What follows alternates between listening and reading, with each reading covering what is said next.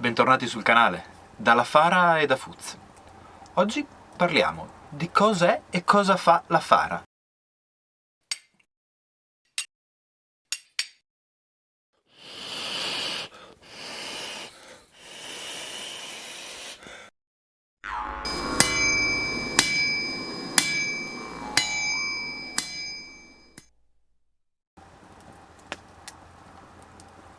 Salve, bentornati dicevo sul canale e bentornati dentro la Grubenhaus.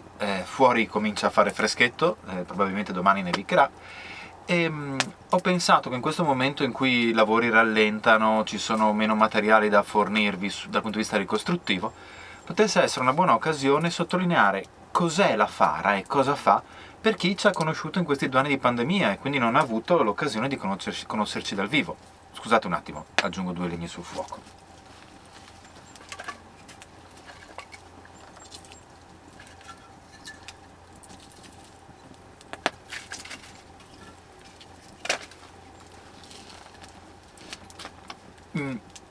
Ci siamo infatti resi conto, io e gli altri membri dell'associazione, grazie ad alcune domande trovate sul canale, che chi ha conosciuto la Fara attraverso il canale YouTube ha spesso le idee non chiarissime su cosa in realtà noi si faccia.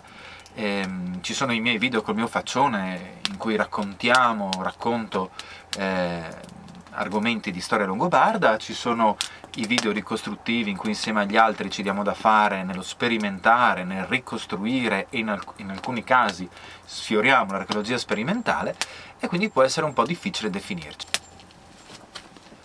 Ecco, possiamo dire che la Fara nasce come un'associazione di rievocazione.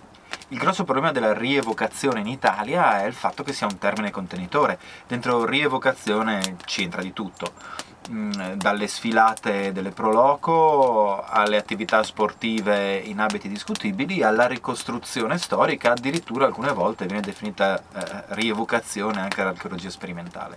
Ecco, noi comunque nasciamo senza vergogna con alcuni amici interessati al mondo della rievocazione e deviamo rapidamente verso la ricostruzione.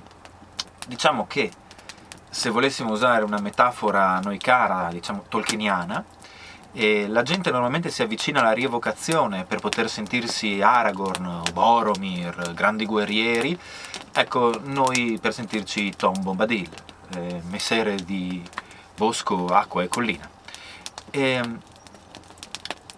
Abbiamo dedicato quindi questi nostri anni, ormai quasi 12, di hobby, al tentativo di ricostruire la cultura materiale longobarda.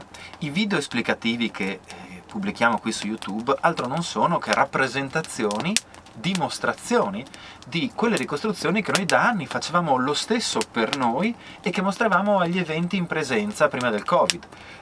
Festival, partecipazioni ad attività didattiche nei musei, partecipazioni ad attività all'interno di villaggi ricostruiti in Germania, in Austria, in Francia, e in siti archeologici in Inghilterra, in Ungheria, in Slovenia.